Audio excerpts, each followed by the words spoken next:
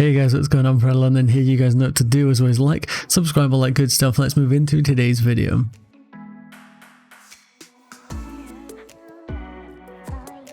So we have got some better news towards the end of this video, but we're starting off with some bad news. Frank Lampard suffers another blow as key Chelsea defender has injury setback. And as you can see pictured below, it is Reece James, our right back, and that is obviously not good news because he is pretty much our starting right back at this point, and it's just not ideal, especially given that Aspi, I'm assuming, will be our left back starting this season. We don't know the extent of the injury, so basically he was called up to the England under-21s and was set to be playing with them over the international break, but he's withdrawn due to injury. We don't know how long for. It could just be a little precaution thing. Maybe he felt a little something in the Brighton game and is just being careful. That could be the case, and that would be very wise. It's very possible it's also the case of he's injured himself somehow and needs to actually not be playing football, which is not good for us because, you know, training, pre-season, all this sort of stuff. We need our players fit, sharp, and also gelling together given how many people we're having coming into this squad. So not a good start. And then when you consider, you know, Kai Havertz is signing, Timo Werner, Hakim Ziyech are in, Ben Chilwell's not going to be available, Thiago Silva joining late. We've got all the players that are currently sort of quarantining because of the whole COVID situation. They went away on holiday after the last season and have found themselves now having to quarantine. It looks like Lampard is only expected to have his full team in the week building up to the opening game. And that is very bad news. So James is not expected to be out with a long-term issue, but it is another worry for Lampard ahead of the campaign. You know, if this is a recurring little niggling injury that he's got, then that is no good for us. But Lampard is only expected to have his full team in the week building up to the opening game. That concerns me. Like, in a normal season, maybe you could get away with it, where maybe you've added one player to the squad, maybe two.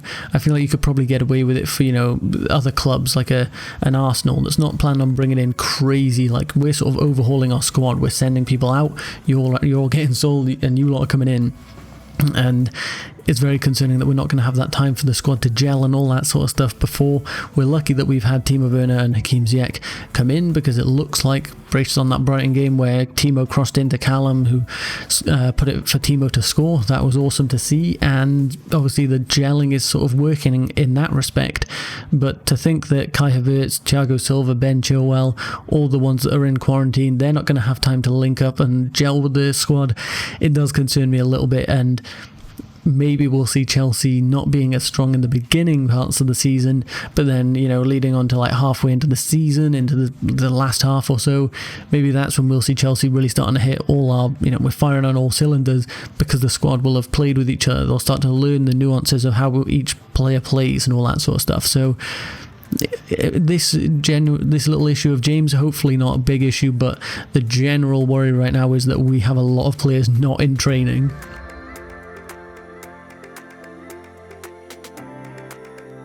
Then we know Chelsea have been interested in Edouard Mendy, and it looks like Chelsea must pay more than 30 million for Rennes goalkeeper Edouard Mendy, who could be would be competition for Kepa Arrizabalaga. So we know the interest in him. I've talked about it maybe in the past two videos now. This is definitely the sort of target that we're going for after Kai Havertz has been completed and all that sort of stuff, which we have news on at the end of this video, so make sure you stick around for it. But then you can see further down in this article, the Ligue 1 club want more than 30 million in order to part with the Senegal international, and then, you know, we made the bid of about 15 million, then 18 million, and now it looks like they're telling us 30 million at least to get this deal done. Very possible that they, you know, is he valued higher than that? Possibly a little higher than 18 million, but then you consider, are they just knowing that Chelsea are splashing the cash this summer and they're like, well, if you're willing to pay 80 million euros for Kai Havertz up front, plus the add-ons, the 50 million for Ben Chilwell, all that sort of stuff, then our guy's surely worth 30 million, right? And obviously that comes with the problem of this season. It's obvious we've got money to spend and clubs are going to sort of try and pull every penny they can from us, and it looks like 30 million is going to be the required fee to get this done. And in that regard, that makes me lean a little bit closer towards just saying, why don't we just get Andre Onana at that point? If we were going to be able to get Mendy for 20 million, then I'd still say, yep, I'd take him over Onana, just because Onana's probably going to come in and want to be a starter. And it looks like we're still keeping faith with Kepa for a season, so we can't guarantee that. And I think Mendy would probably be a little more, okay with being the backup, the potential to come and knock Kepa off his throne if you're good enough.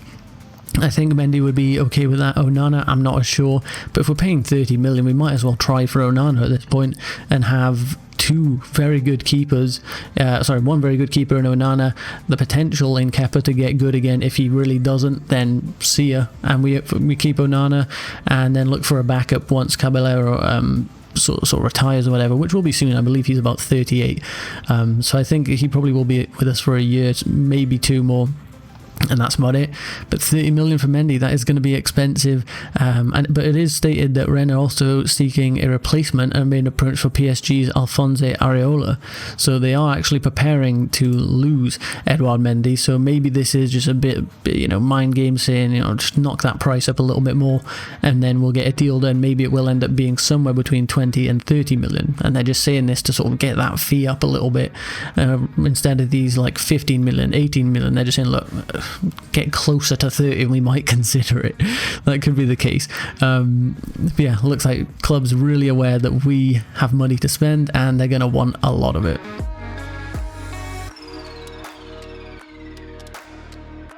Then we have a little bit of news on Kai Havertz to end this video off. We have Havertz set to be announced by Chelsea after completing medical.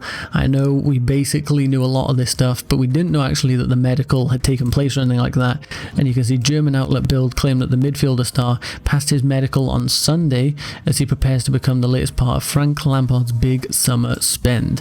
And that is supposedly true. It was on Sunday. As you can see, Fabrizio Romano quote tweeted Christian Falk, sorry, Kai Havertz made his medical on Sunday in London. So this past Sunday he was here and then flew off to Germany for his international duties.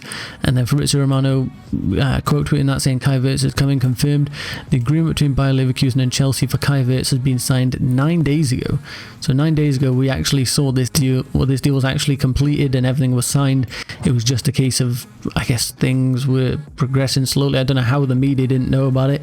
And Chelsea are already preparing the official announcement. So it looks like and sounds like we're going to be having a big announcement video and all that sort of stuff for this deal. Otherwise we probably would have announced it already with a nice little gif or like 10-second video of Kai Havertz in a Chelsea shirt just going like, "Wait, Chelsea."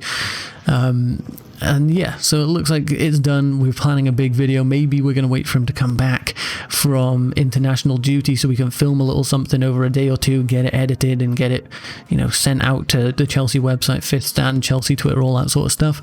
That might be the case. Maybe they've already filmed something and it's currently in the works. We don't know. For some reason they don't want to announce it yet, and I'd be okay with it being a nice video for it. Maybe a little interview like we had with the Ben Chilwell deal. I'd be okay with that. But basically this deal happened 9 days ago and the media's just been delayed in getting it all sort of coming through. But yeah, there we go. It's even more close to happening now, but still we're waiting on that announcement to actually happen, which seems to be taking forever. And that is going to be the end of the video, guys. So as always, if you did enjoy, be sure to leave a like, subscribe, all that good stuff. I do just want to mention one quick thing. I think we're about 8.2 thousand subscribers, somewhere around there at the moment. And this month I really want to try and push to 9k and beyond. There's a small chance, if this month goes insanely well, that we will hit 10,000 subscribers by the end of the month, literally like on the last day. So we will need some crazy good subscriber numbers, and I know about 80% of the people watching my videos aren't even subscribed. So if you did make it this far and you are one of those people, please do subscribe. We're pushing for 10k. It might happen this month. If it doesn't, I think it'll be next month then. But yeah, we're making a big push for it, so please subscribe. I'll really appreciate that. Bring you all the Chelsea content that you need. But yeah, end of the video, like, subscribe, all that good stuff. I'll catch you in the next one. Goodbye.